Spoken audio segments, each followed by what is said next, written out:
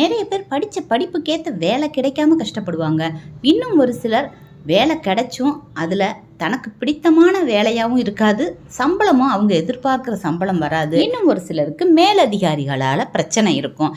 இப்படி வேலையில் எந்த ஒரு பிரச்சனை இருந்தாலும், வேலை கிடைக்காம இருந்தாலும் சரி, கிடைச்ச வேலையில் பிரச்சனை இருந்தாலும் இந்த ஒரு வழிபாடு பண்ணிங்கன்னா எப்பேற்பட்ட வேலை சம்பந்தமான பிரச்சனை இருந்தாலுமே அது சரியாகி மன நிம்மதி உண்டாகும். எப்போவுமே அபிராமி அந்தாதியை பொறுத்த வரைக்கும் நமக்கு என்னென்ன வேண்டுதல் இருக்கோ அத்தனைக்குமே ஒவ்வொரு பாடல்கள் இருக்குது.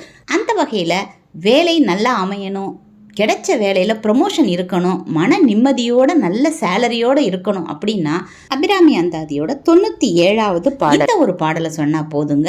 அந்த பாடல் ஆதித்தன் அம்புலி அங்கி குபேரன் அமரர் தங்கோன் போதிர் பிரம்மன் புராரி முராரி பொதிய முனி காதி பொறுப்படை கந்தன் கணபதி காமன் முதல் சாதித்த புண்ணியர் எண்ணிலர் போற்றுவர் தையலையே.